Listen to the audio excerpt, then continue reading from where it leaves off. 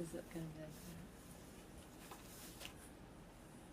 The idea of our project was to have varying timelines, and the timelines linked to the different parts of history of certain terrorist groups. After that, we related these events to the reactions of the government towards these certain events and how this affects this certain region of the world. So the title of our exhibit is called Bearer of the Sword, The Rise of Abu Sayyaf. And Abu Sayyaf is a terrorist group in the Philippines and our region was Southeast Asia. And we chose to do the country, the Philippines.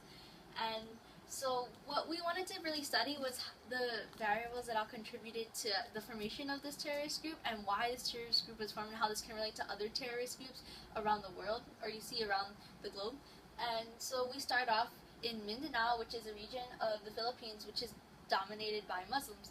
And what happened was, during 1898, America colonized the Philippines, and because of this colonization, a lot of Christians came into Mindanao, and because of that, the indigenous Muslims, or the Bangsamoro people in Mindanao, became minorities. And there's a lot of displacement, or they were displaced because they were becoming a minority, and they experienced a loss of rights.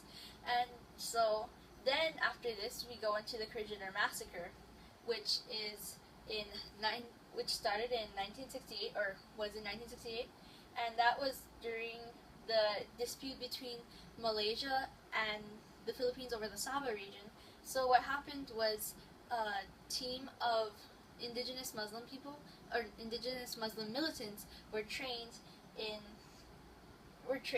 they were known as a team called the Jabata. And what pretty much they're going to do was they're going to go into the Sabah region and fight a lot of indigenous Muslims to cause kind of like this chaos in that region, which would then contribute to the psychological warfare that the Philippines wanted to start in that region, because so then the chaos kind of would provoke the indigenous Muslims in the Sabah region for secession from Malaysia, who had the Sabah region.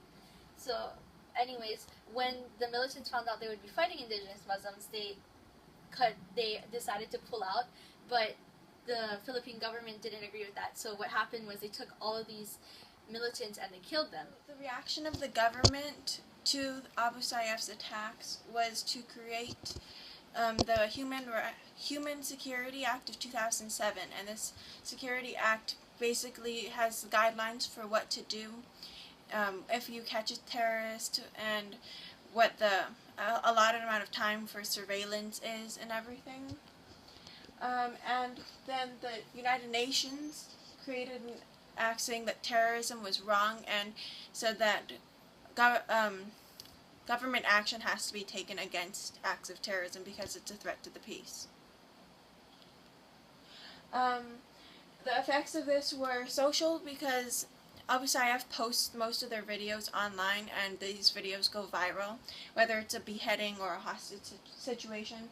Regional effects have been some difficulties with neighboring countries because Abu Sayyaf has killed some of their people. Economic has been bad because when a terrorist attack happens, people pull out of the stock market, which causes it to crash. Political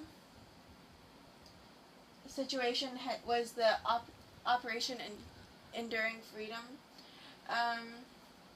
And in conclusion, we decided that it's human nature to want power, and groups that start off with a good cause, like the MNLF, eventually turn corrupt and violent and turn into groups like Abu Sayyaf. Thank you.